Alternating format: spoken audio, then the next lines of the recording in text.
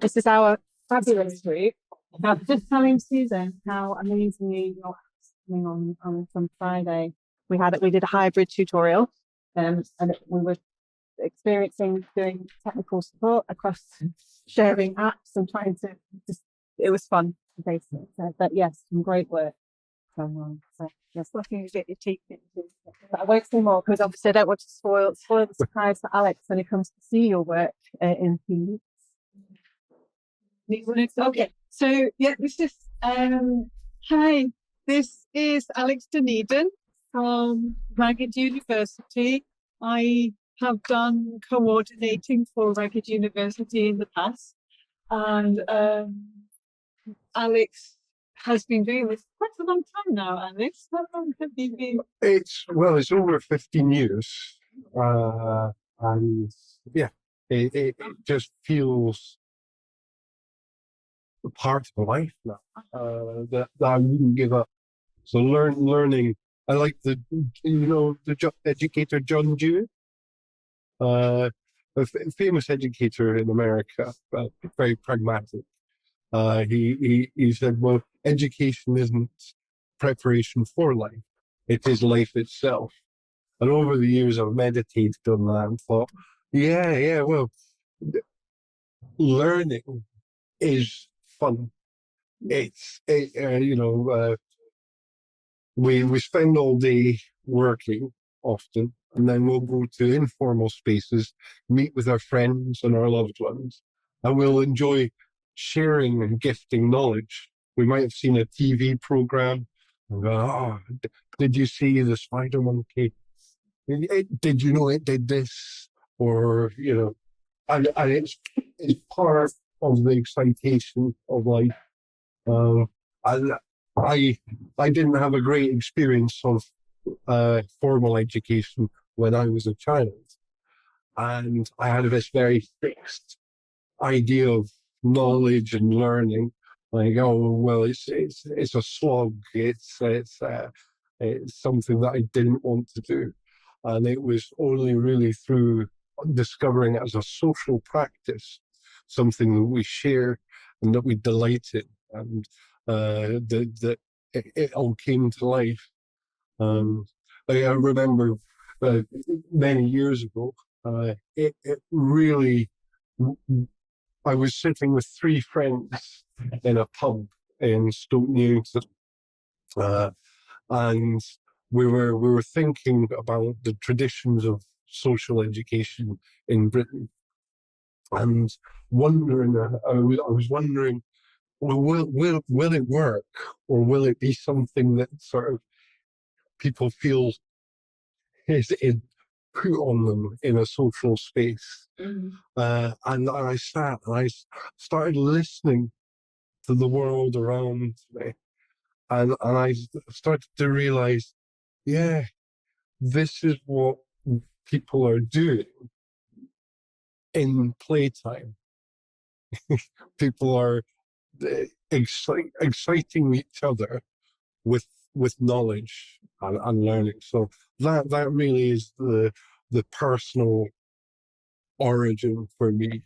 And then understanding that there was a whole history of this, not just in Britain, and finding out there's a social history of learning in every culture, in every time. It's and then finding beyond that, if you look at every species almost, even ants teach each other. So I understand it much more as a behavior, and that's something that is life, that's exciting, and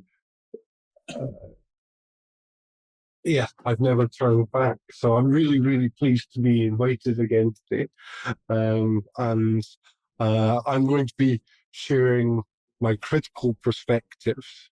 The critical faculties I've had to develop over the years with Ragged Uni, because the start of it really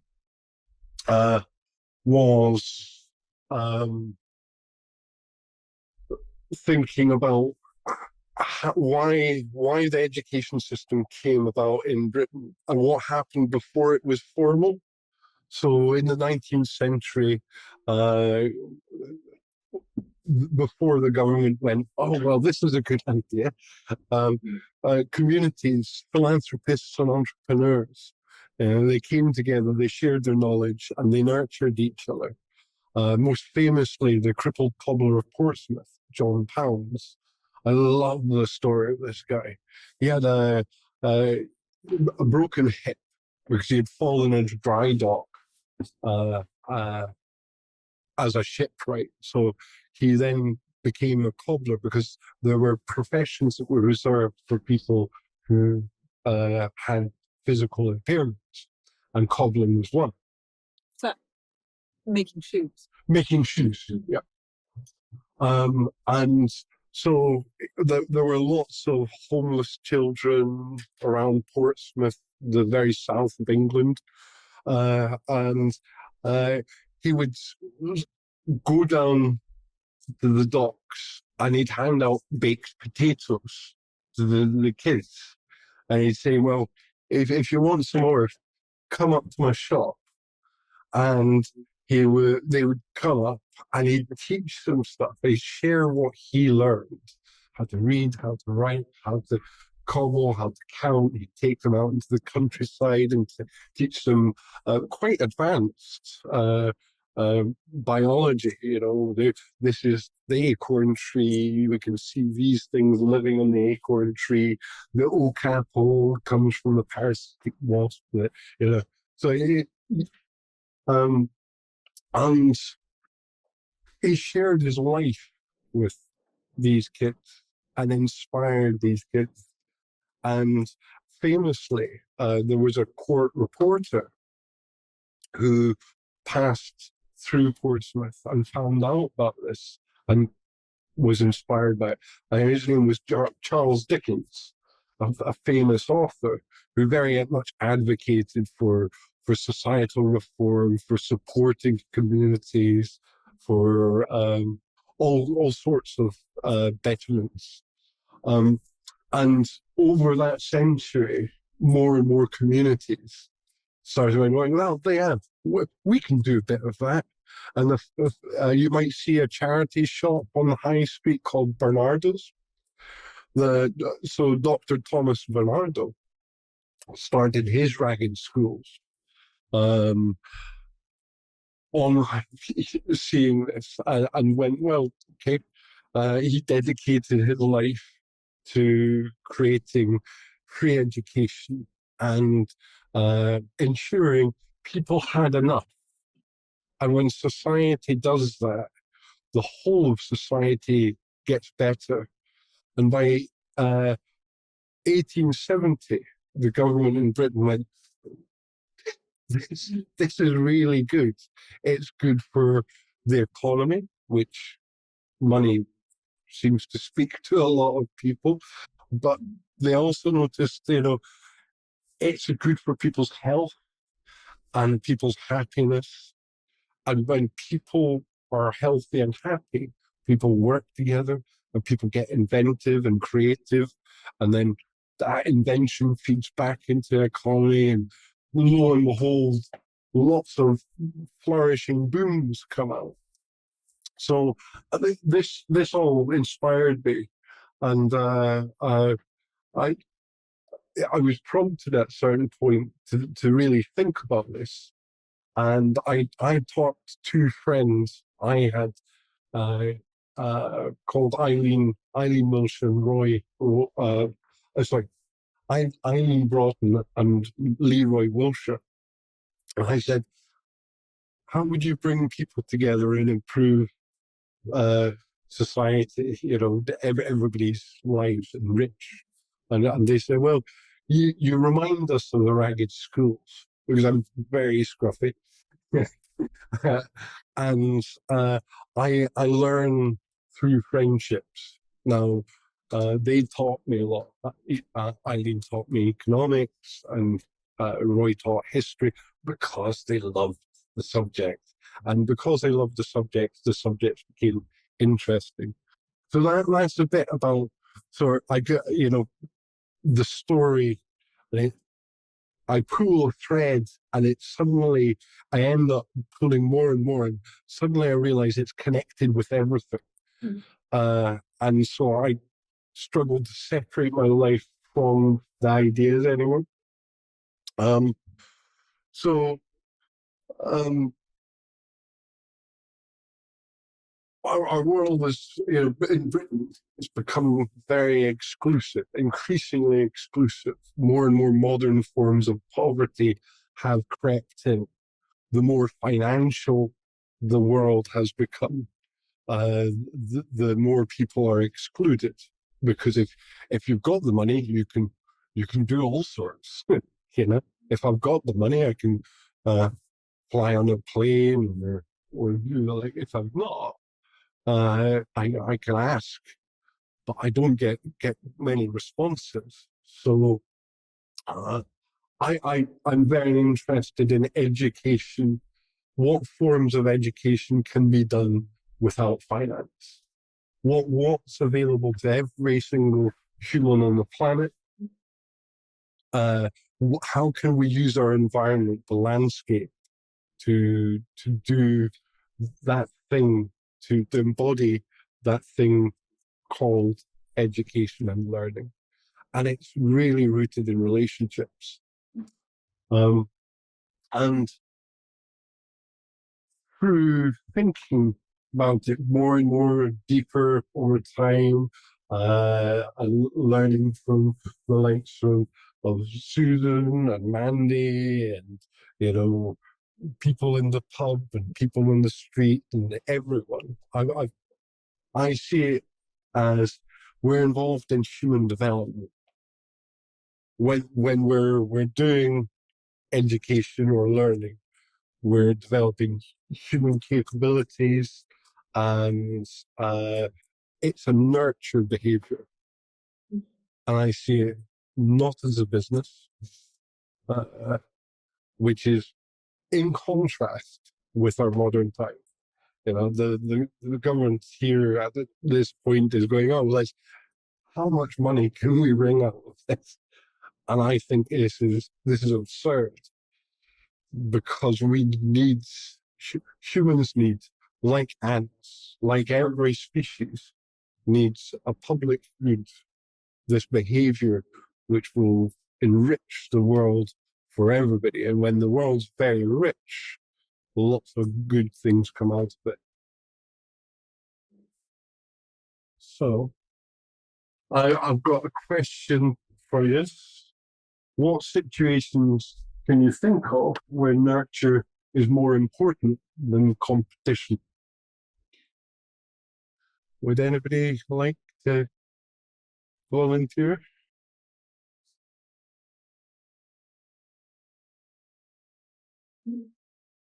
Maybe it's like a minute to think about that one together. It's one of those deep philosophical questions. What situations is working together better than working against each other?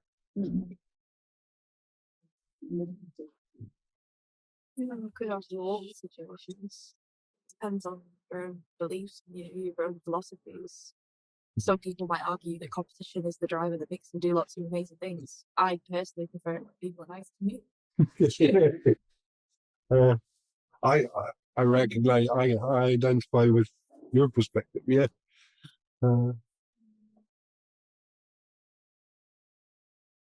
I was just thinking, just going with the literal definition of competition. I've got a friend who's a Paralympic athlete, and it's always really interesting seeing how she competes on her own, but obviously as part of Team GB, but she competes on her own, and just seeing the camaraderie and it's really, I think when you get, it's weird with competition in that very literal sense. I feel like at lower levels, it's very much each one against each other, and then something happens when you get to an elite level, and they all work together.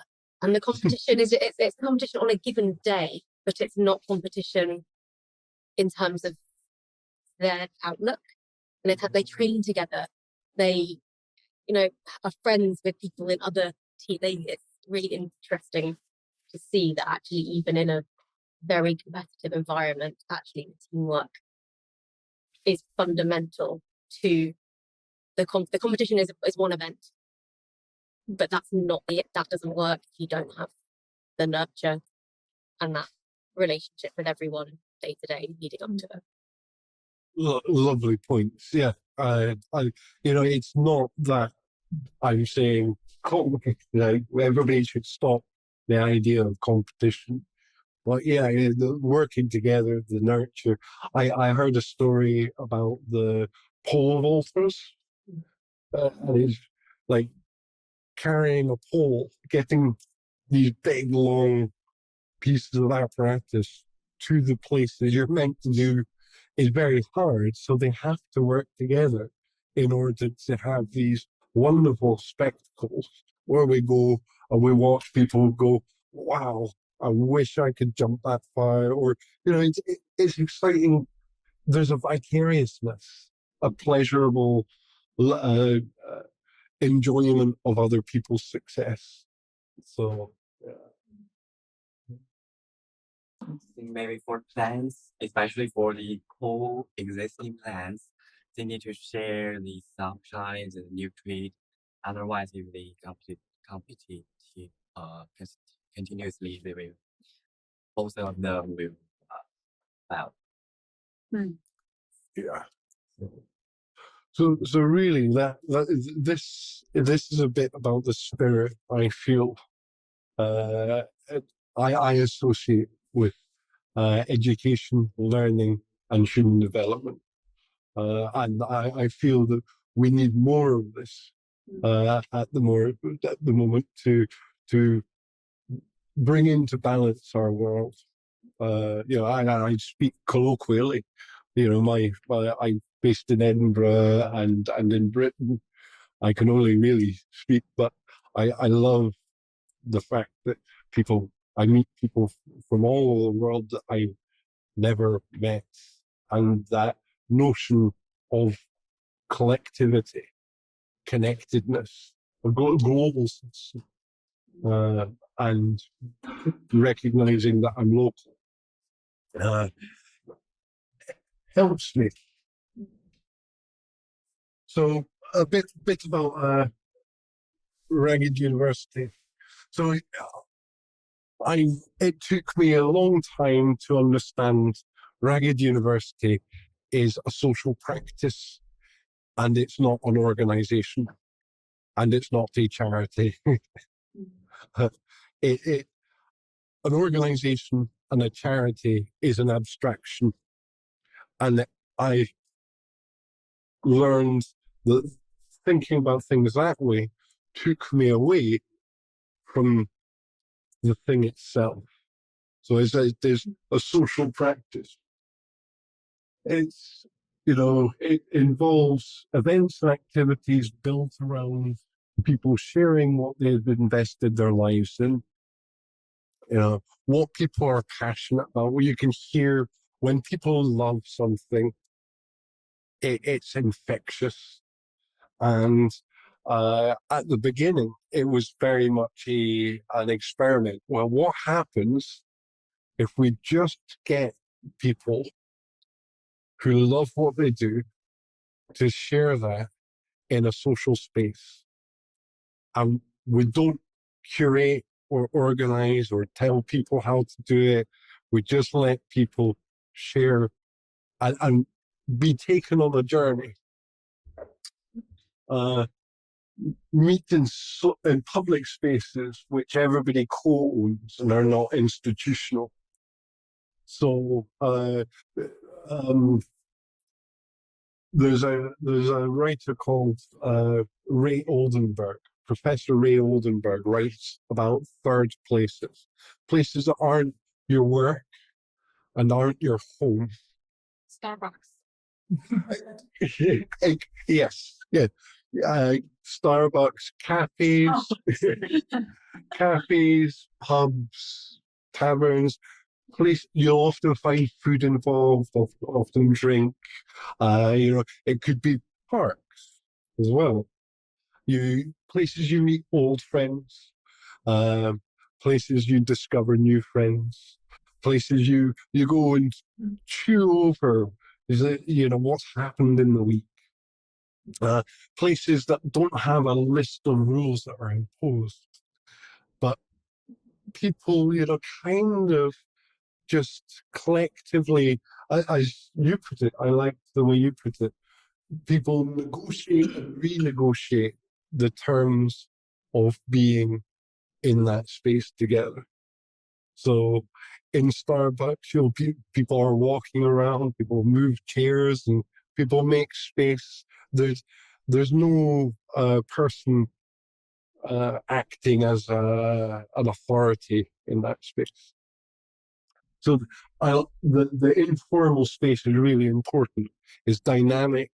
It lets people be themselves and when people can be themselves, they have a lot of fun. And that fun is wind in the sail. It's the energy that can lift us to do all sorts of amazing things. And events don't involve money. Money it has it powerfully changes people's behavior. I'm sure everybody's fiercely aware of money in this life, but it really is, interestingly, just an abstraction. It's an abstract token of a relationship, and on the paper notes you have, you can read, "I promise to pay the bearer on demand." It's a promise between people. So it's just an abstraction of a relationship. So by removing money, it means that everybody can take part, everybody's involved, everybody's included, everybody can do a talk. And tell us about the life of bricks or plants, or tell us your journeys to the top of a mountain, or what's fascinated you in physics. Take us on that journey. And the Universal Declaration of Human Rights, when I read this, it's not a legal document as such, but the ideas in there felt that's pretty big, broad boundary. And it's an inspiring thought that, to respect each and every person as having, innate dignities. And the person coordinating events and activities is generating educational trajectories through interviews and activities.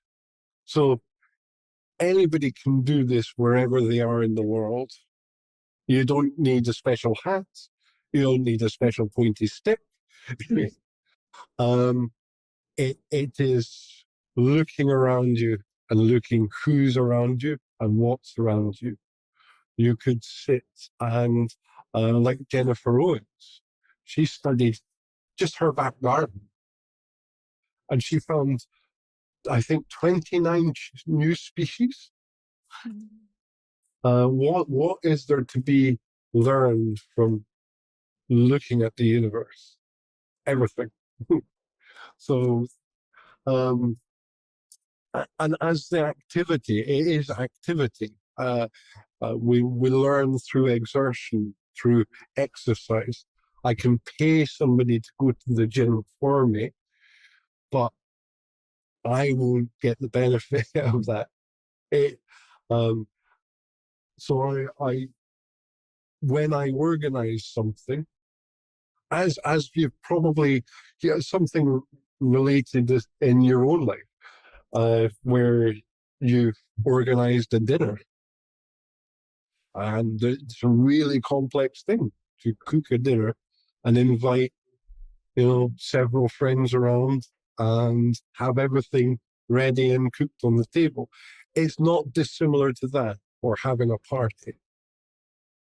And it just involves sharing knowledge.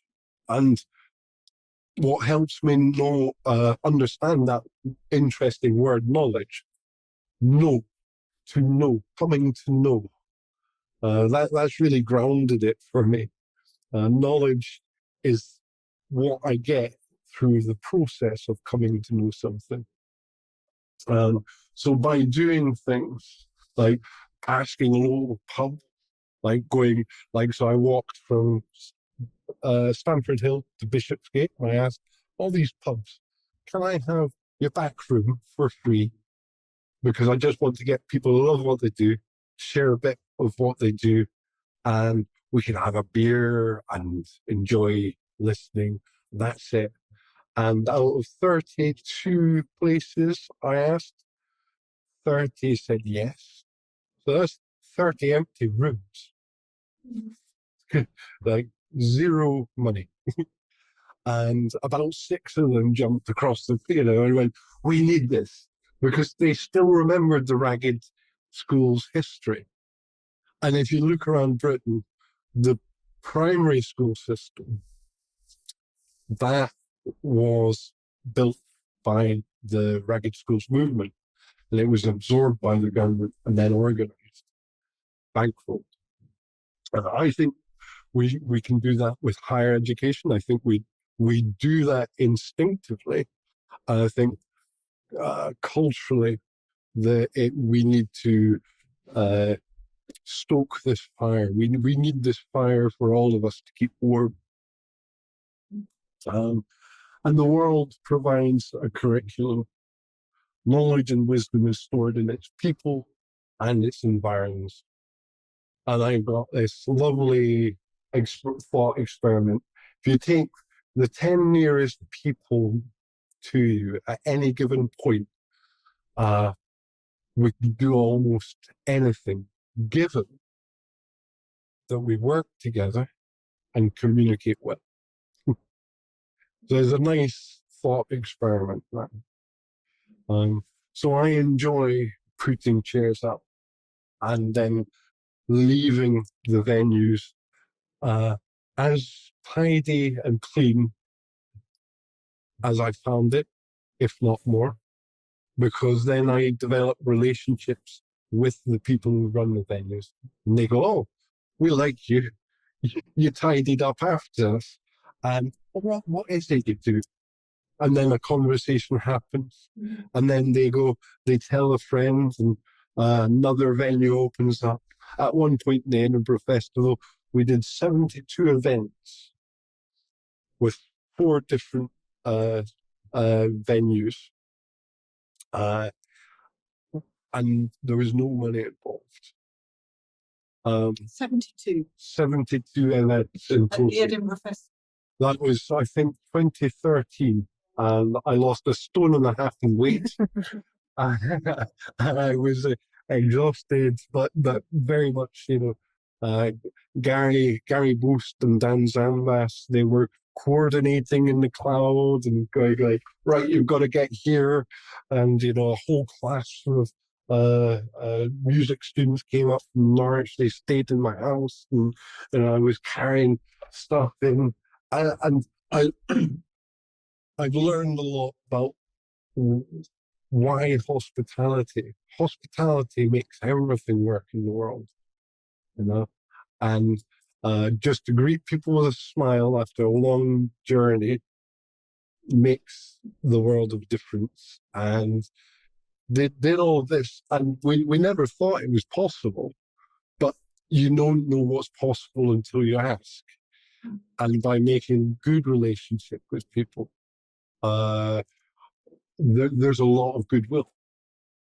So I hope that gives a bit of a spirit that's driven the social practice and project.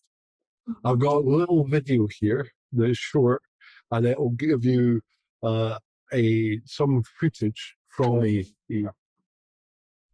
event. Here we are. This was in 2010.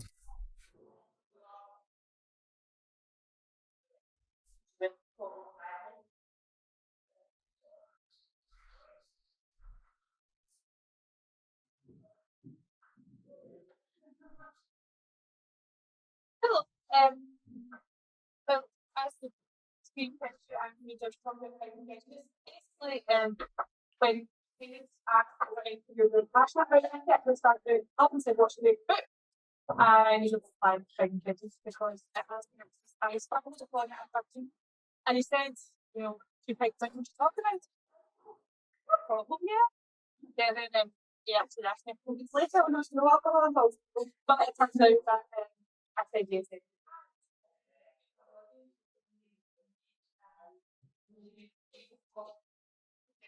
But it's been super good. And I really enjoy listening to it.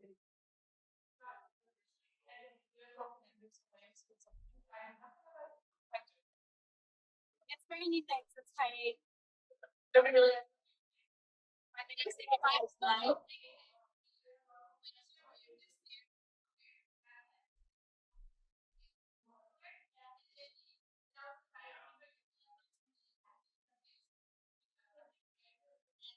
you so about it. It's really cool.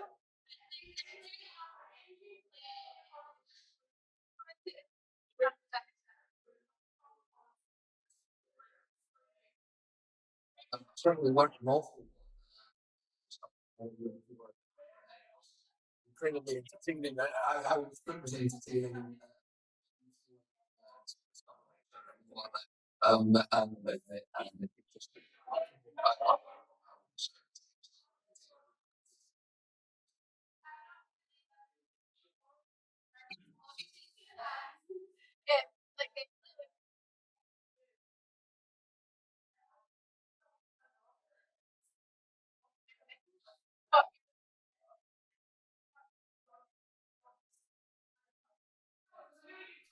For it.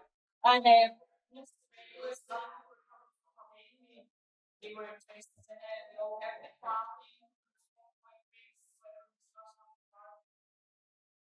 I've been speaking to people about it as well. As quite interested, not just in the subject tonight, but any answers.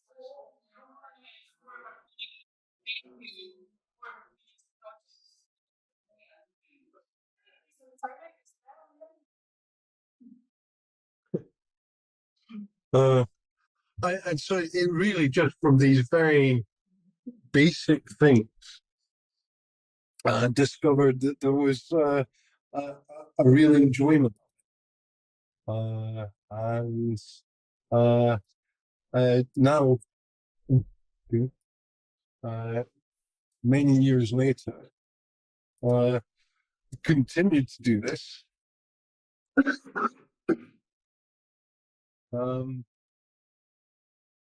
And engaging, finding the interest from formal education was a real surprise, because we were thinking, oh well, formal education won't be interested in this informal education, but found quite the converse. That people in formal education were identifying this as, oh yeah, this is a nice space to see going.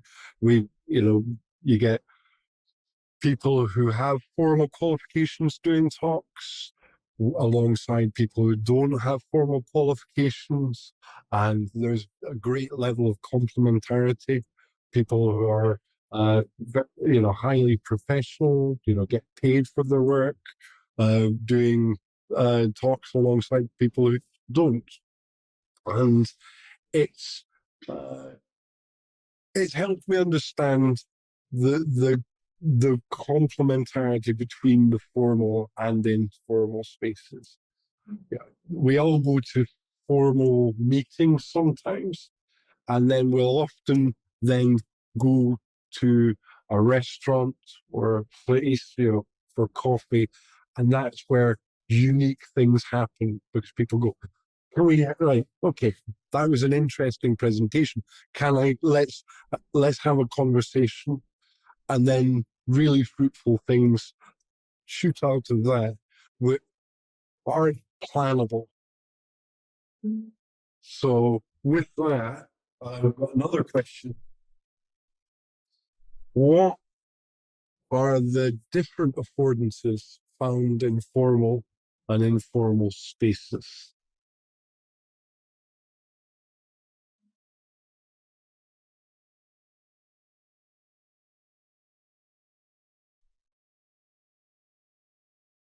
So this being a formal space,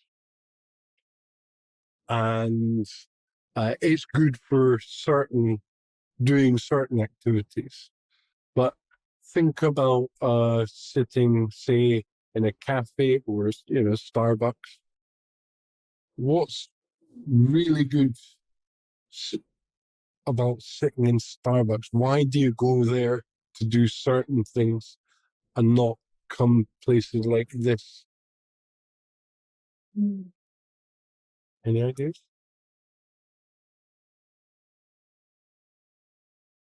I think for me, a formal space is somewhere where you get a lot more work done.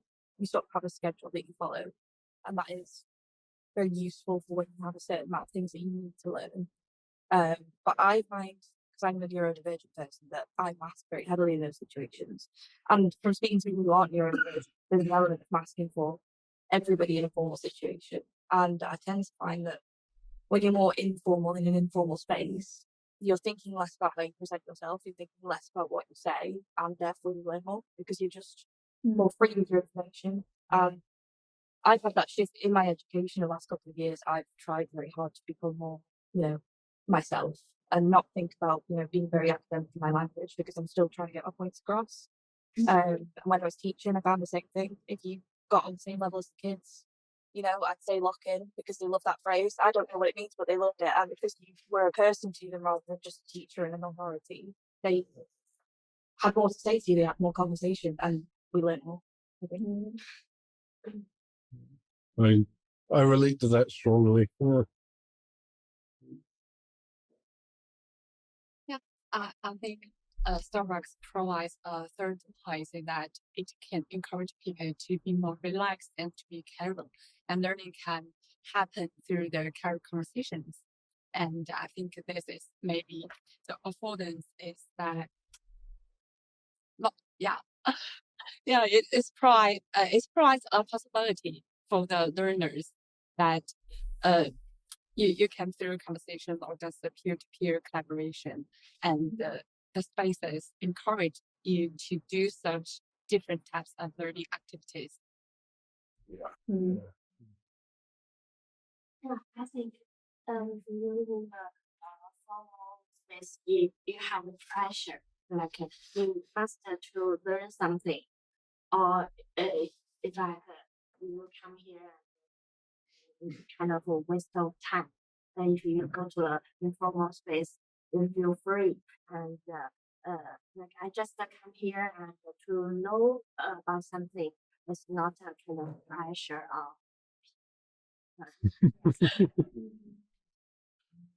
In a formal space, you have a social contract that there is, like we're saying, there's a set of rules, someone's in charge, you have to bring certain equipment, you have to be prepared to process information in a specific way. You don't get to choose how you receive that information. You kind of get what you're given most of the time, whereas in an informal space, there's no hierarchy.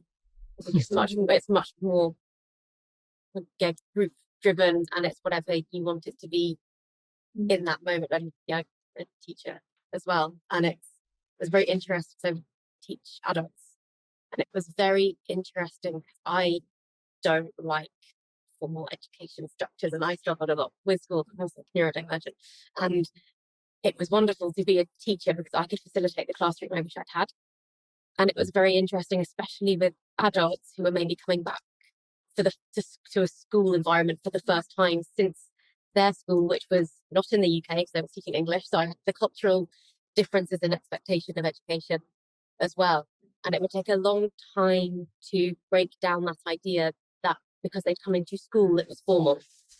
Yeah. And it was very interesting to try and facilitate an informal space in a formal organization, which was a fun challenge. But yeah, it was interesting seeing the mindset shifts and how people would respond to that. Did you find time became something that you needed to think about facilitating informal space in a formal space, which is time Really temporarily interesting. Yeah. constrained? Because yes, I would be constrained by the timing of, you know, they had to finish, they started at a certain time, they finished at a certain time, but I became very fluid in what time did in that bracket, because it's wonderful if something's working really well and people are learning and enjoying. I'm not going to stop that process just because the time says, oh, we only had 10 minutes to do that. Time's gone to the next thing. No, I'm gonna, okay, we'll spend the whole lesson doing that. If that's how you're learning, I'd rather you learn the thing you enjoyed and we didn't get to the other stuff, because we can do that another time, or I can give it to you for homework, whatever. And that was really refreshing, because I wish people had done that for me when I was. So, I mean, this is all speaking again to my experience. The informal is, it makes me feel at home. And there's an educator you might know, Maria Montessori. She called her classrooms Casa dei Bambina. You know, she was Italian, and she was saying these places are homes. People have to, the children have to feel at home. They're not just houses. You know, and yeah, I felt so stressed out by formal education and formal spaces that it took a lot of the informal for me to find the relationships that helped me develop and feel comfortable in doing this that I'm doing today. I remember the first time I did a ragged talk. Oh, I could feel my pulse beating in my neck. I couldn't hear very much. I was terrified. There was a real level of physical fear. But then I realized through doing it, people were warm and interested and gentle.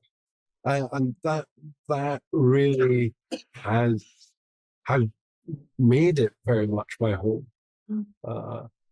So again, this I hope illustrates the spirits. And so thinking about the tools and technologies. So at the beginning, I had all the hopes and dreams of Silicon Valley. Oh yeah, let's get yeah, virtual reality. Wouldn't it be brilliant? And slowly and surely, I realized the constraints and barriers and issues with the ideas that I had. But there was one axiom, one key thing was to go, okay, well, let's keep it really rooted, the social practice, in the here and now. Use the landscape and understand that the education is not the tool. It is it comes through the relationship.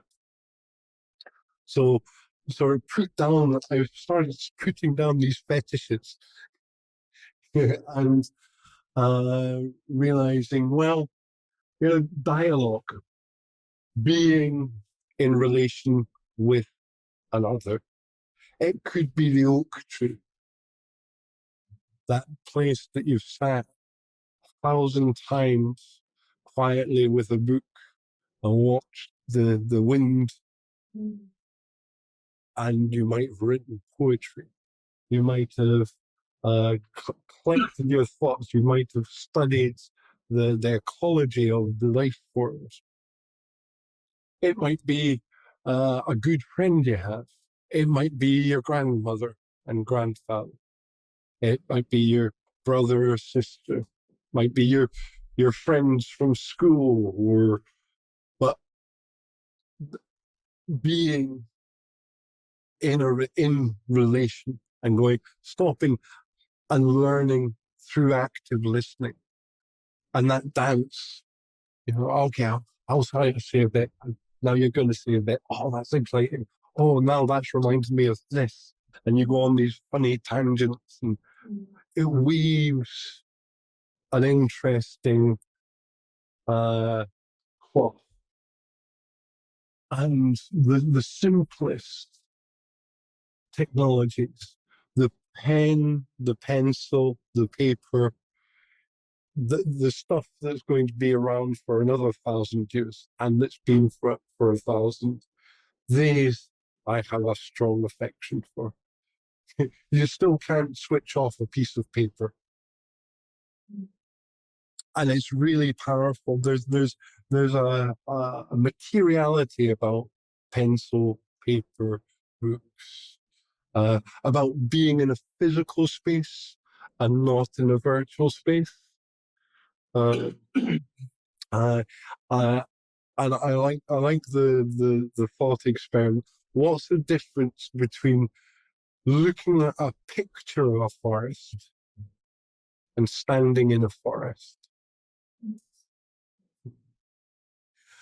And by going back and forth with that, I've started to, I increasingly appreciating the being in the universe, and that all the senses, sight, hearing, taste, touch, smell, sequence, the unexpected. Oh, I didn't expect to see a deer or a jay. So, and then sort of getting to helpful. What are the digital technologies? These are I want to use tech, and I am bringing with me today critical perspectives. So I hope they'll be brought. Take a pinch of salt with them and put them in balance with all the positives. But we'll work through these. Email. It's really simple. It's really robust. It's really bug fixed. It's a great way of communicating and coordinating. And it leaves a record of what you've done. It promotes parsimony, being efficient, collecting our thoughts and putting them in a succinct way. Decentralized distribution network. So sharing stuff with here's some great PDFs or some great MP3s, audio, video, and text, using BitTorrents to share work, or SoulSeek, which is a wonderful piece of software developed by with peer-to-peer networking. But you can also create your own chat rooms, and you can have personal chats, and you can share a folder with another person, and it's sustainable. And I'm going to go over the characteristics of the tech that I've found useful and have stayed with me. Because I did want to use virtual reality. Now I can't find a use for it. So, print media, a very, very powerful way to communicate and connect in the world. Print something out on a piece of paper and put it on a wall, on a lamppost, or hand it to somebody. It's really the most powerful marketing thing that I've ever known, and the most accessible. But there's meetup groups as a digital tool that I've thought very useful. because that's where people go, well, we're doing a book group or we're doing a walk up a hill and this is where we're gonna meet. So it's a digital form of notice board. Projector and screen, still to this day, useful. It's the equivalent of what used to be chalkboards. I think John Amos Kamenian, another educator, was well known to have introduced chalk, blackboard, writing chalk, so that you can layer up information whilst talking things through. Dual boot laptop. So moving on to the Silicon Age laptops. I started with taking the digital tech that everybody threw out on the streets, taking it in and building it. Taking this part from this, there's some RAM chips. Right, okay, that's a workable motherboard. I'll plug this together. And once you do it once, you realize this is it really is just plug that together. And it is like the Wizard of Oz.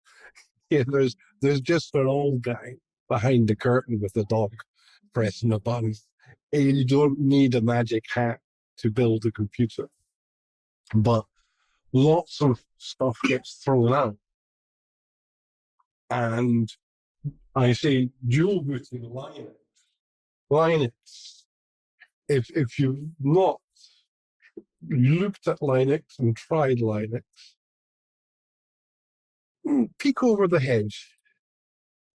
See this world where they're secure, free, private operating systems with vast arrays of software programs. But even better, there's huge user communities with very detailed information on how to do what you want to do. So it's inherently knowledge rich. Windows, I've put tamed Windows here. Microsoft is a terrible company, in my opinion. It doesn't treat its user base well. It keeps on changing things and making things unstable. It keeps on making things redundant. So, and also changing settings. I set things that way, and every time I've shut it down and then rebooted it, I've got to reset that. So I learned how to hack my own operating system and make Windows do what I wanted. I, don't want Candy Crush Saga on my computer. I don't personally use it. So why have it you to hog my resources? So, yeah. I've got 2 operating systems on this. If you're looking for an easy first step into Linux, check out Linux Mint. It's almost like Windows. Apple Mac, well, too much money. And they're too controlling. We need the latitude to spread our wings, to customize, configure, and learn as we need. WordPress, a lovely piece of free code. It's open source. It's a way of building your own website. You can code your own plugins if you want. You can do anything. But as a basic way of getting onto the internet and sharing with the world, WordPress is, I would say, one of the best in class. And it's been a great learning environment as an open source technology. So open source and free software is where I navigate because I have spent money on stuff that's disappeared or become too costly. Classic example, Adobe. Now they want you to, if Adobe could put a meter between us and the sun, they would. 50 pence for a bit of sunlight. Yes. But you used to be able to pay for a piece of software and you'd have a license and you'd own it. And this makes everything fragile. Audio recorders. Well, I've got a Zoom audio recorder here. Isn't it lovely? Capturing audio and listening things back and creating transcripts and making learning resources from the audio, going to other people's events. There are lots of public talks. There are lots of ways sitting down. A pleasure of mine is to buy people cake and coffee and just have a conversation and help that listen and get them to take me through what they want to tell me, what they want the world to understand about what they've invested their life in. Interviews are such a rich and personal way of learning. So, the Zoom recorders are something I got later, but I used to get old iPhones, having very good, but people were getting rid of iPhone 4s, and it was like for £5, you've got an audio recorder, taking the technology people are discarding, but is still more powerful than the computers that sent Apollo 13 around the moon. It's the way we're using the hardware. It's not the hardware itself. We're in a culture of inbuilt redundancy. So adapting and improvising with what's in the landscape. Right, here's somebody who's thrown out a computer, I'll take that. Reconfigure it. Video capture as well. You can take old smartphones and use them in very useful ways. And as an old friend eventually taught me, I had been fixating on, if only I could have the best camera. And Ian McGee, a brilliant photographer, said it's not the machine, it's not the camera, it's the image you're trying to make, and everything will make a different image. And there are even a children's toy manufacturer called Tommy, and they created a camera for children, which is now an all-time classic for photographers because it creates an absolutely classic, a unique image. So Ian helped me eventually stop fetishizing. I've got to get a Hasselblad or a Canon see the affordances in each thing and understand, work with the power of the uniqueness of each thing. So, Just for a second, Alex, is there a cut-off? yes. How are we doing for time?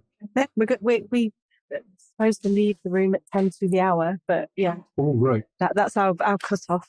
What time? We don't normally have a stressed academic outside this room. I get that quite often, but I think normally we're free after, so there's no actual pressure.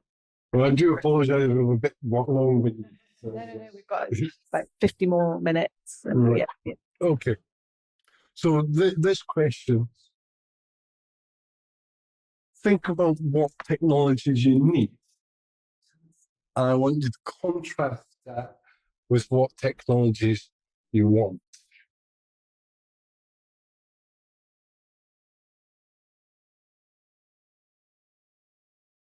In an educational context? Let's think in an educational context, you know, or a creative context. You know, think about the technologies you wouldn't do without,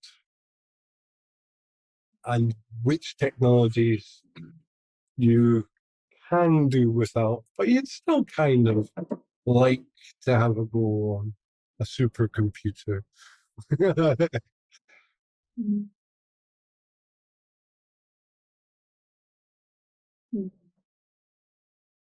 think it's tricky because a lot of it fits within the wider frame of what do we need to function within current society. Because I would go, I don't need any technology to teach, to deliver a class, to communicate with people. But with the way the world is set up right now, I probably do need emails to let people know when the class is happening. Because you can't rely on people going to the library to look at the notice board to see what's available. We've constrained ourselves at the moment by email. I don't think it's necessary in isolation, but it is within the current framework that we have for existing day to day. So within the cultural context. Within the culture, yes. Yeah. Out of curiosity, could you live without a pen? Are we counting it as technology? I'm certainly counting a pen as technology. Then I would pen and paper. And email. So those are two. A communication method. So whether that's email or WhatsApp or, but there is some kind of the outside the classroom to get people in the classroom. I guess this is a question that I'm still always working with, because over these 15 years, it's like what I want, what's available. So in pubs usually have a screen and a projector. But when there hasn't been one, I've printed stuff out. In fact, there's no absolute need for a screen and projector. There's now a friend, Richard Gunn, who taught at Edinburgh University. He taught philosophy, and he said, well, he very much is rooted in having a conversation. He doesn't use slides or visual aids, and I want people to be really grounded in the here and the now, and doing that funny thing that's unanticipatable, because each conversation is exercising an emergence. You know, we don't know where the conversation is going to go, or the absolute plan. We're going to take circuitous routes. And of course, I've heard this again and again and again from people in education. It is dialogue. Teachers are always learning. and so I'll often write down teacher/learner or learner/teacher, because these are modalities, these are points like when we're dancing.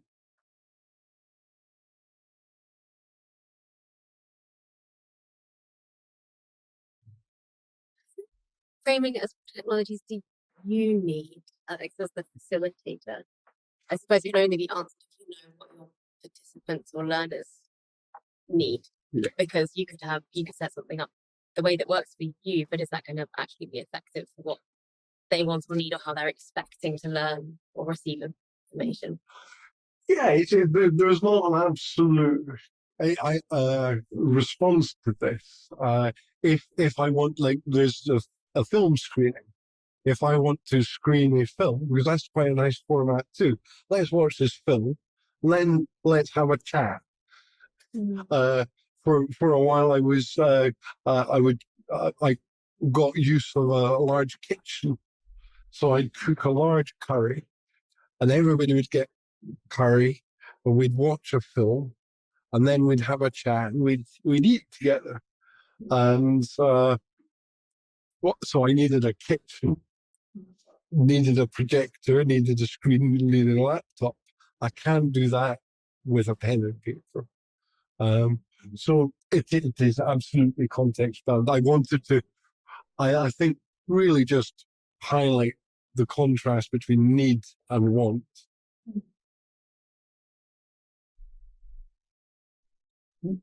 So the world as it is something my idealism abutted against.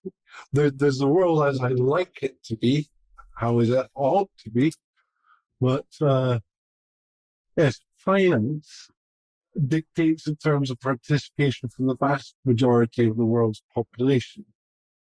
And I'm interested in everybody.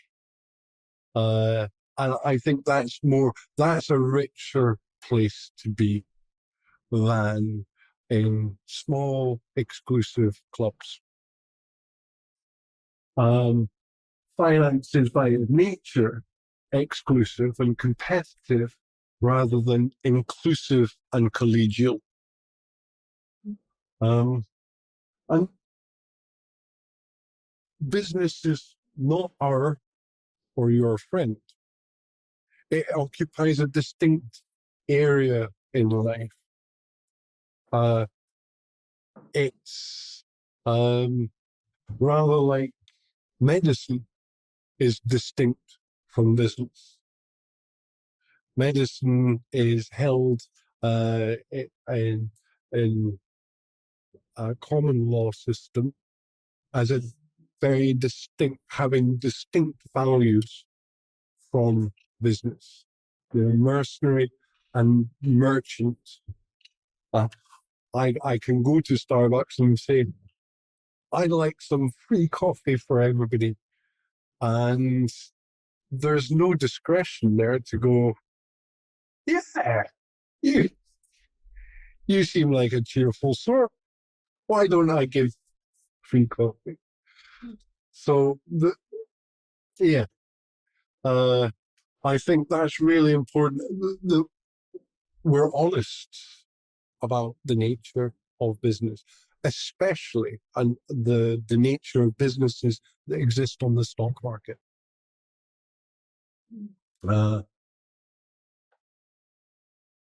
Human society requires means of developing capabilities in order for complex achievement requiring collective efforts to be possible.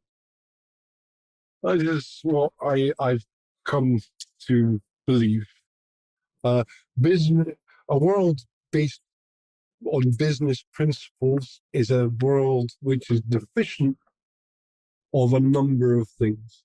A number of things go wrong in our world, our human society, and for the environment beyond humans, when we only adopt business behavior.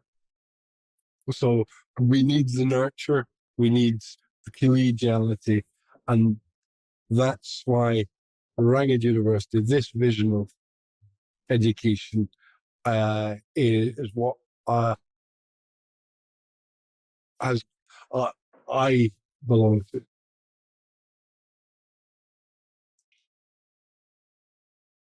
So can you think about a task where you need another person? Again, it's an exercise that's useful, and it keeps on going around in my head. And it is context specific. But As the interview. an interview. Yes.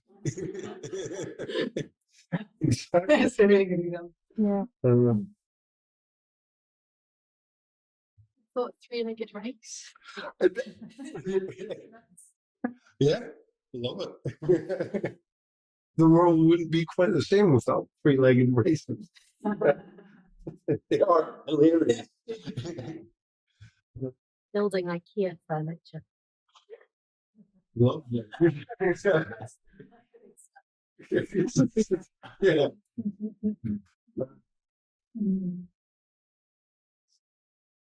So yeah,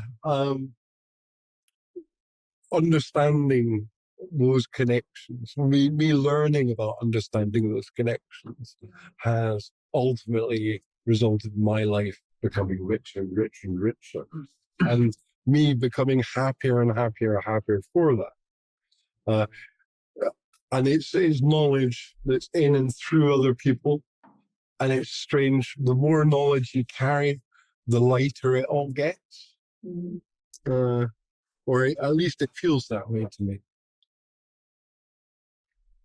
So the practicalities of Ragged University, really, I have had to hinge around common technology and available infrastructure. And it really is about designing around rich colleges of learning, not depending on high technology. It makes so much more possible, so much more available. Even did a series of walks through a forest and did exercises about listening to the landscape and trying to become aware about what's not there. And Susan was very helpful in helping me think through this. And again, when I bring thoughts to mind, ideas to mind, they seem to always be tied by these threads to people, to moments, to memories. And those moments and memories and people are what constitutes life and consciousness for me. So it's a warmth I have. It makes me feel connected in nice ways. So Ragged is a deliberately slow adopter of technologies due to the fragility tech companies bring to project investments. At various times, I've gone, "Oh, this is a great piece of software," and it, put lots of hours, and okay, I'll organize my information in this, and then the product disappears. What? I can't. I put all that time into that, and now I've got to do that again. It's the sunk costs. That expression from economics, the sunk costs happen twice, and that's very frustrating. I'm sure everybody's had that. Right? You've put all that into an app, and the app's no longer there, and sometimes you've even lost things irretrievably.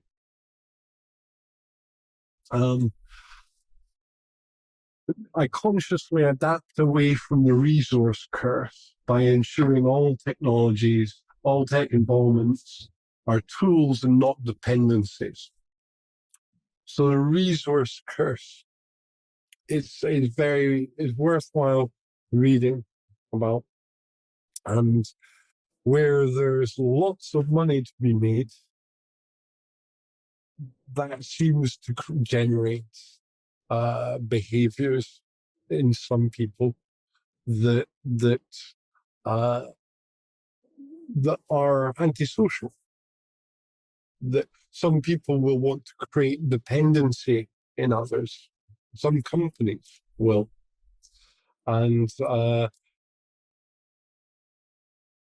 I see these as related to the resource curse, a behavioral type. So really, I'm aware of, if I'm going to take on a tool and sort of invest in it, I want to make sure that it's not a dependency, that suddenly I could be separated from my own work. But if that tool unfortunately disappears, I go, okay, well, I can take that information, export it, and bring it into this other tool over here. So there are lots of different PDF readers, as an example. If there were only one, there would be a problem, because it's a bottleneck and it creates real fragility. Take advantage of the waves of forced redundancy produced by tech companies year after year. And Microsoft have just done it again with Windows 11. It's like, it's compulsive. They've just made a huge number of really good computers redundant if you're dependent on Microsoft.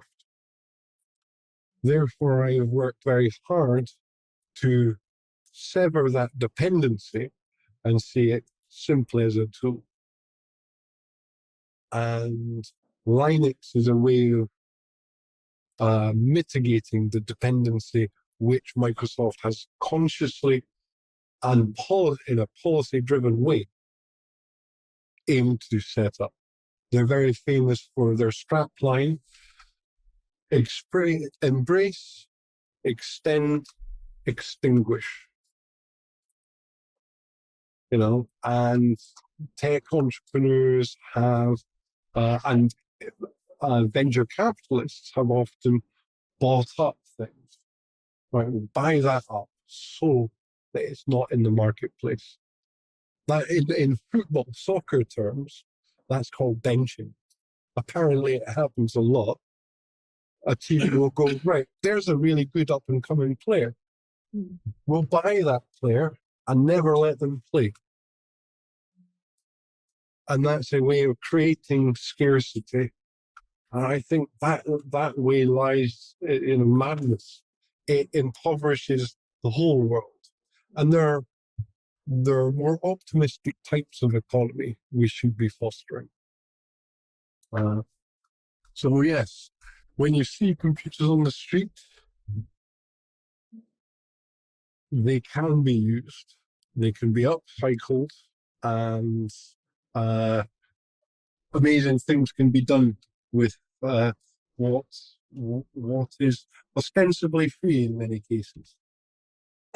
Alex, I had a very funny conversation with the IT department at the university because I took this computer and it was on Windows 10, and they're asking everybody to upgrade to Windows 11 because you don't get the security upgrades without it. So I went and said, and they said, all right, well, we've got a new computer for you. And I said, no, I don't want a new computer. They said, what, you don't want a new computer? I said, no, I want to keep this computer. And they said, well, no, we've got a new computer for you, and it's really, really good. And I said, I don't want the computer. And I had a very, very funny toing and froing, where eventually they managed to formulate the question that allowed me to tell them why I didn't want a new computer. And there was I could see a sort of, oh, that's really interesting moment. But it's funny because they'd not really thought about it. And obviously they'd not had anybody else coming in and saying, oh no, I don't want the new computer. I can stick with this. So I said, can it work with this computer? And they said, we think so. And I said, I'll take the computer I've already got, please. And then we had the conversation about why that was the case. I think we all learned something from that. It's just the whole, it becomes ingrained in the cultural context as well. Yeah. So you got really you've got to really push back to stop that from just becoming the norm. Yeah. It's like, I've torn a hole in my jumper. Oh, well, I throw it on, buy a new one. No, I really like this jumper. I'm going to sew it. It's two different paths. One is unsustainable and one is sustainable. And I always take great pleasure in fact, getting things repaired in repair shops, because it's also supporting an economy of people who are very skilled, circular economy.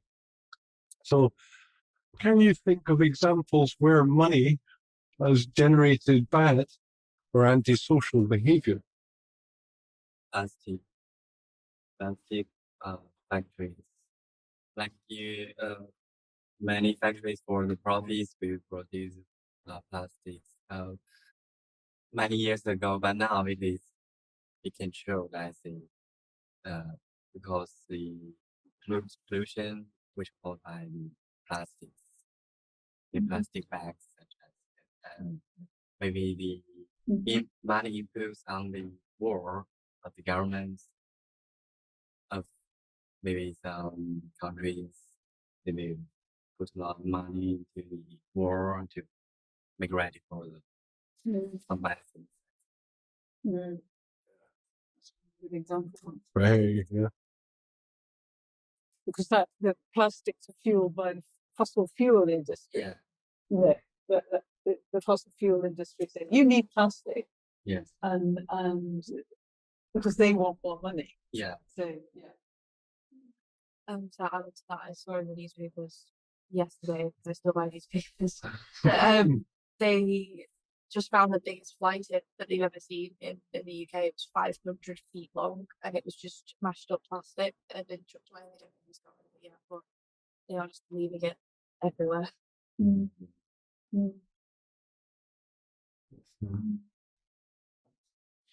So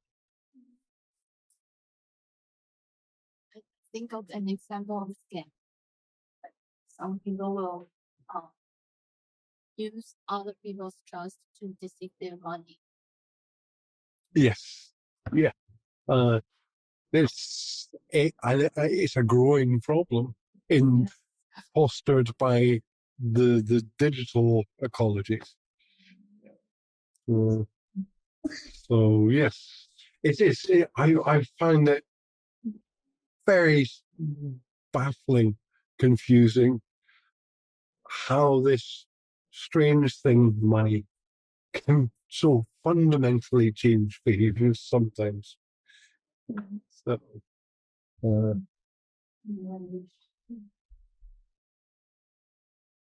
So I'm orienting low technology, ancient technology, and then innate capability. What are the things within us that we carry with us all the time, and that can do the things that contribute to doing the things we want to. So I avoid gatekeepers and rentiers, people who want to control everything. No, nobody can play football because I've got the only football. Or charging rent on doing things I find very problematic. It's particularly looking at how people live on less and less financial resources. People are not, the majority of people are not don't have access to finance. So, classic example is Adobe. Adobe Premiere was a very famous film editing suite. And now I'm very interested in Kden Live, which is free. And it's being developed all the time. But with good technique, you can produce feature films in it. It's again back to the technique. I'm not not fixating on wanting the shiniest thing that gets advertised to me. Free and open source software. First principles of dialogue, paper and pen, technologies which can't be switched off, recalled, surveilled, or withheld. Uh, I, is everybody aware of Shoshana Zuboff's work, Surveillance Capitalism? There's some great YouTube videos. She's talking about the problems of an economy which is stealing everybody's information. And she does a really deep academic analysis on the effects of this. And it has a very corrosive effect on human relationships, on governance and governments, and also on people's psychology, states of happiness. We need privacy. It's a part of a healthy environment, privacy. They worked this out with other species in zoos, realizing, oh, well, what happens when you take sentient beings and you put them in an enclosure and they're watched all the time? Well, often they won't breed. And it took many decades to then go, oh, maybe they'd like a bit of privacy. So, yeah, surveillance and expropriation of data is an ethical issue. And I think it's a health issue. What can be done in the digital is based on the analog, and mastery originates in the analog. And this is an exercise I take people through when I'm developing websites for them. Right. People go, the number of times people said, I want a website. And I say, well, I can build you a website. What do you want on it? And they go, I don't know, just stuff about what I do. I say, well, give me the stuff. And they go, well, put into words what's in your head so other people can read what's in your head. And then we're going to put it on paper and organize it on a desk. And that is the most powerful web development technology, putting it on paper and literally organizing it on a desk. And I would argue that unless you can do a task in the physical world, you're going to very much struggle doing it in the digital world, working in the abstract. Because the physical world is conferring very complex physics, geospatial arrangements, sequencing, orders of magnitude. But it's working in the physical world simplifies all of that because we are learning machines. We are designed to learn. Our nervous system will take patterns on before we're conscious, of them. And when working to find the language to communicate, that is a very powerful way to be able to articulate to another person what you want to achieve and for them to feed back is one of the finest achievements of human beings. very complex, but we understand it as very simple. Working in the abstract void, people can get lost. You can get lost at so many more points.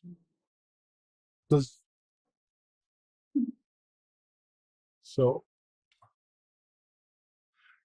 here's a question. Can you think of tools you bought for your kitchen, which then you do not use in your cooking? The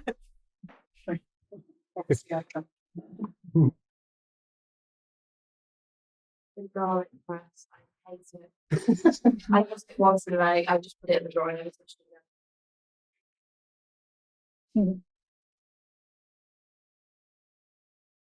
There are a lot of features, tools, but I don't know how to do that.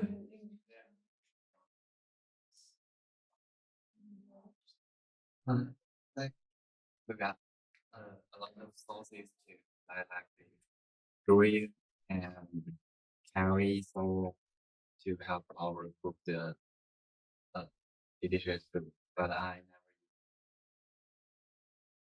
use the saw. I've got, we bought but this is so AI related. We bought a little cupcake maker for my kids. They'd much rather just make the cakes from scratch. So we never used it. I think they used it once and then they went back to making them from scratch. I've heard a lot of people say bread maker. Similar, yes. The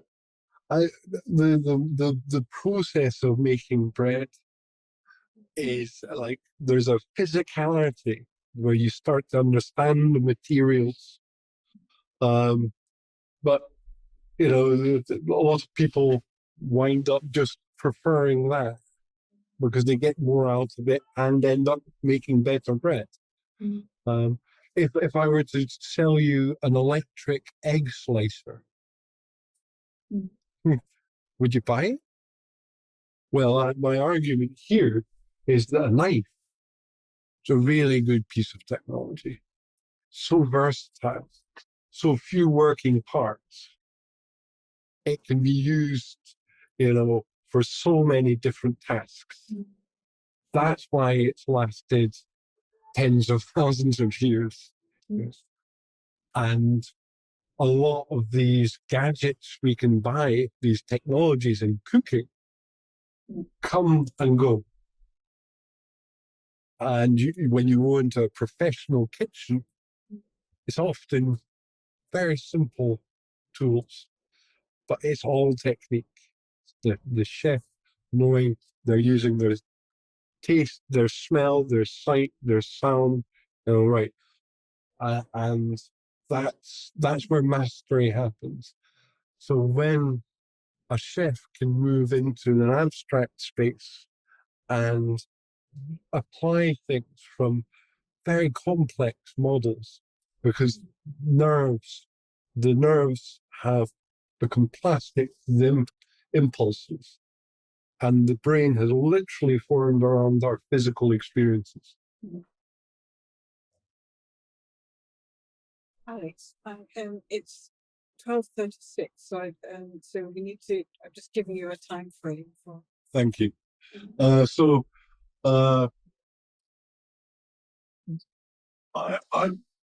Can you think of a digital tech company which has behaved dishonorably?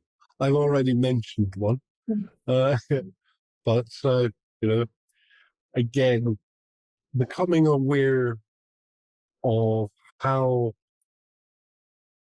finance can influence the behavior of technology companies, I think is really useful. And there is a very interesting book called The Encyclopedia of White Collar Crime,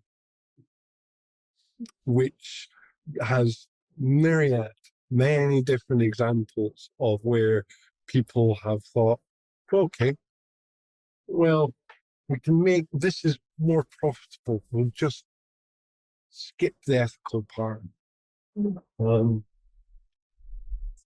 So I look at different technologies and smartphones, I think they have hobbled capabilities. They're highly surveilled. They're psychologically unhealthy. There's more and more research coming in that these, when we're exposed to arbitrary signals, our nervous system becomes hypersensitive and starts giving false positives. Have you ever heard your phone ring and gone and looked, but there's been no phone call?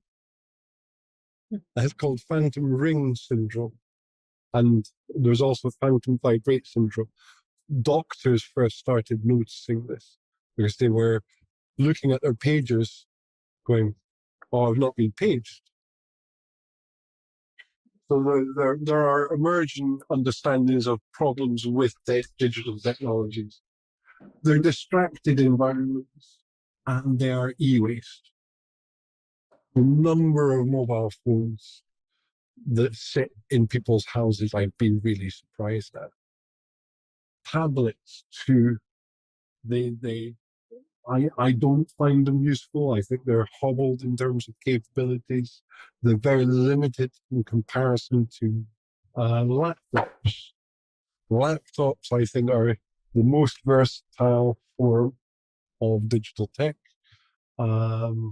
They're low energy, highly configurable. They're mobile.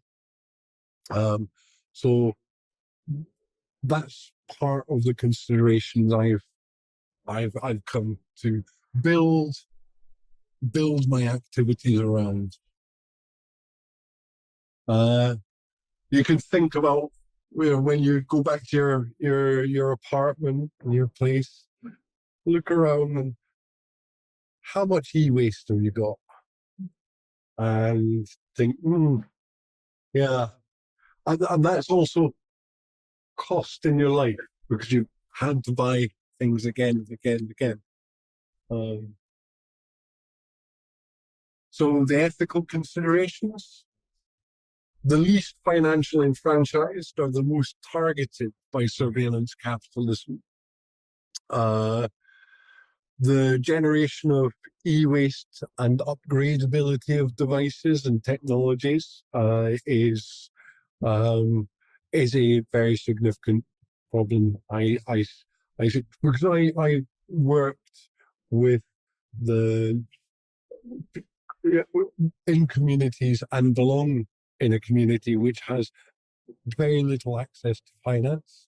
We have to make do. So it's rather like somebody saying, oh, would you like to come skiing in Aspen? Yeah, I'd love to.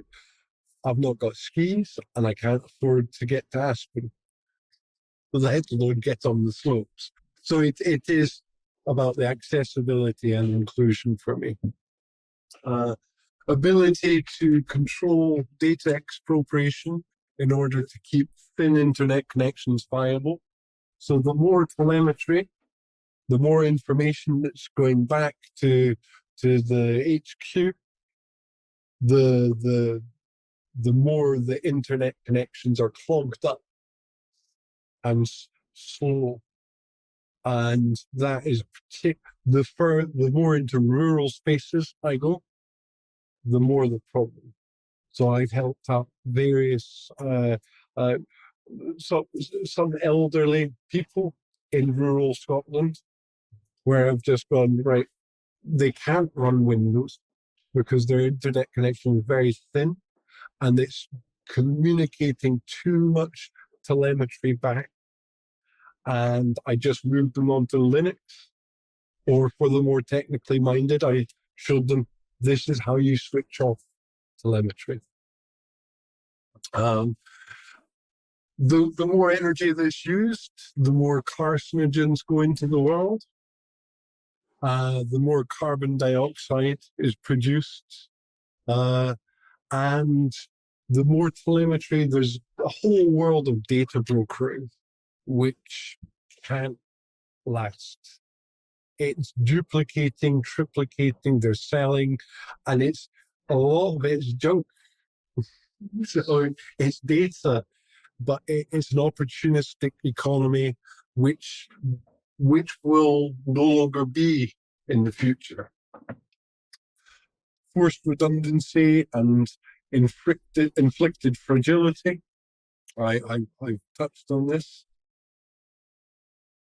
So here's a great ethical question.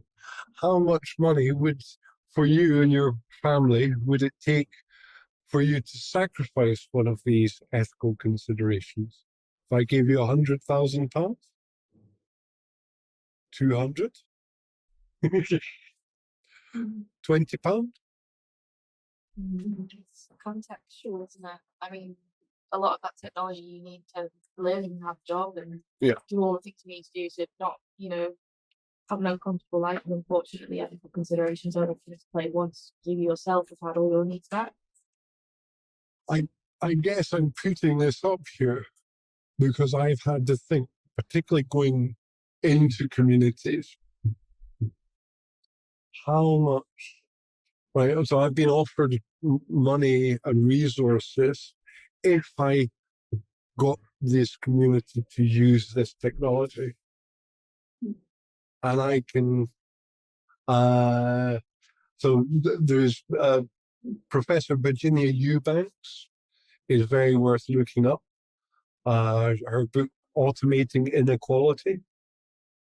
And my choice was I couldn't justify bringing surveillance technologies into the communities, but we just got to be honest with ourselves. It's not rather like driving a car. They're very useful. There's all sorts, it's quite nice going through the countryside, looking out the window. But we're producing toxic fumes every time we're getting in a car. So part of our life on this planet is thinking about our responsibilities to ourselves and others. Consonance with enhancing. Alex, I'm just going to let you know we've got 5 minutes left in case people want to ask Right. questions.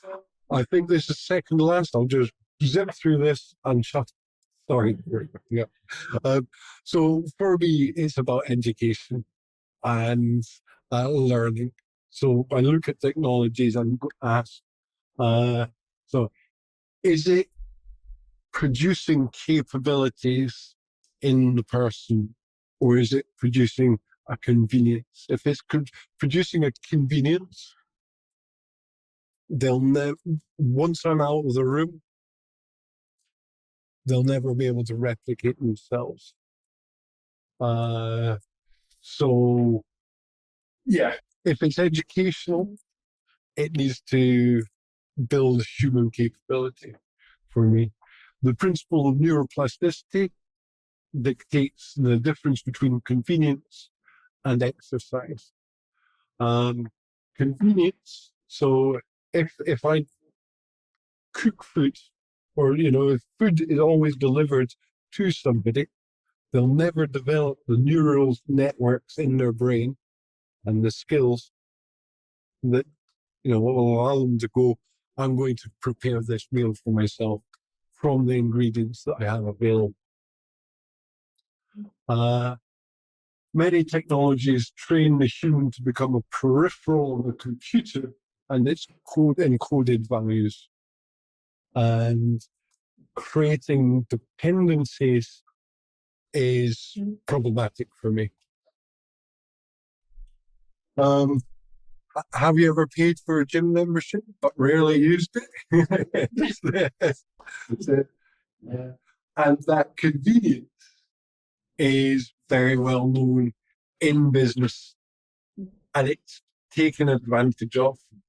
And education can be a counterpoint, can be a liberating force.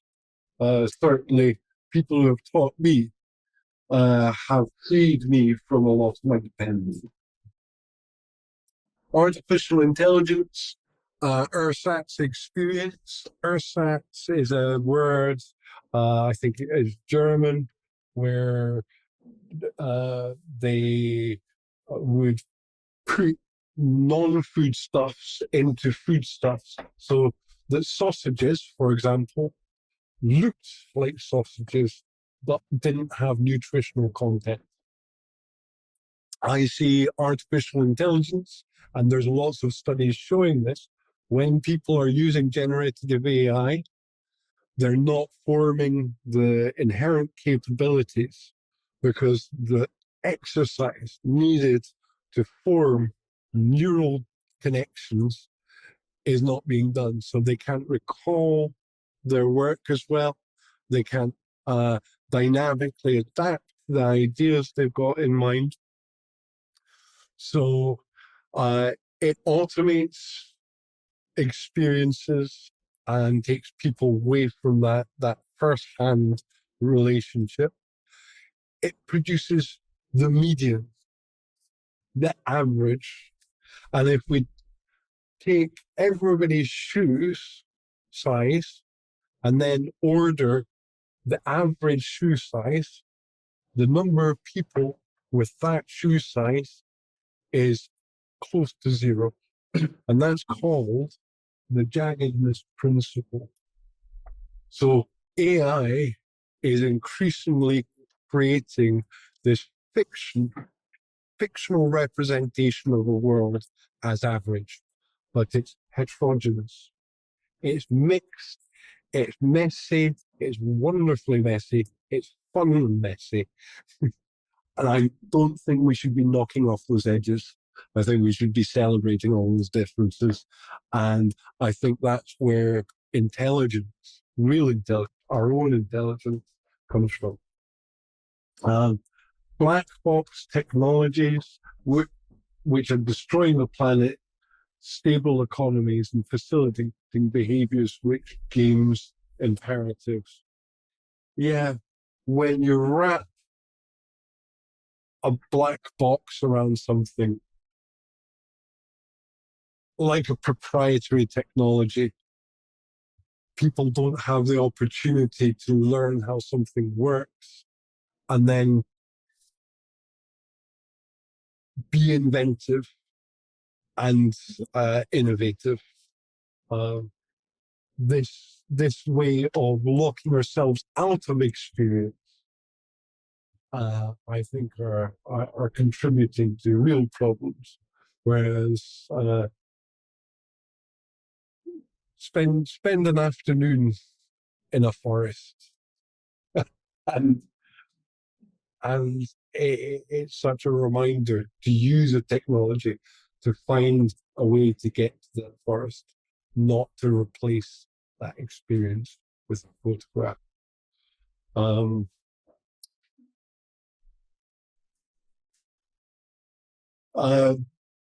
Can you think of an instance where you deliberately fooled yourself? Interesting question. And with regards to your apps, which I'm very excited to know all about, I'd be really interested to hear you talk about the vision of the world your app helps on the journey to achieving. Thank you very much for your patience. Cool. Thank you.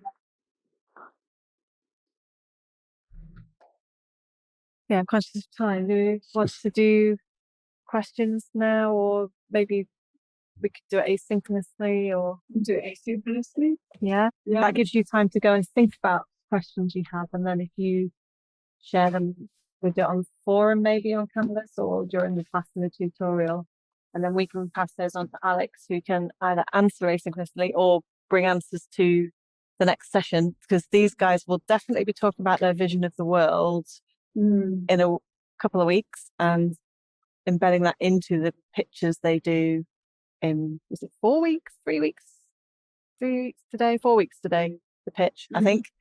So yes, that's. I'm happy to respond to any questions and share any references and be challenged in all of this. This is what education, learning, and I'm more than happy to give all the time I can to respond and support And I'm really sorry that this formal space is time limiting us in ways none of us would want to, but we have at least got, that's why it's so great that you're coming back to us. And it's 3 weeks today. I'm just checking. I don't know where the time's going. 3 weeks today, they'll be sharing their vision and apps with you. So That's a great designer question. That it is, yeah. those of you who've read the Chris Priest paper, which I think is everybody, similar question there. What are the values that link to your design? So thank you. Thank you so much. Thank you. Thank you all. Can I just ask if anybody's using AI to be capturing what's being said, it would be super helpful if you're saving that to share them so we can see, and I think it'd be useful for everybody to have a look at. Yeah, honestly, that's why I'm saying there was a few things which were really interesting that I would probably disagree with it. So I think it'd be really helpful if we all, anybody doing that, shared the transcript. And we can maybe have a look at them together and see what's going on there. So, because the AI is really interesting, but it's a very individual experience at the moment, but sharing what you're being given by these AIs and making that transparent can be really powerful. So, yeah, I'll pop it in an email. And I'm conscious I've not reminded people of the reading, but I'll do all that in an email. Okay. And I'll see you on Friday for more tutorial. Again, you can choose whether to come in person or online to the tutorial. Well, Thanks. Thank you. Oh yeah. Have Did have you- this one. Thank you. there you go. Thank you.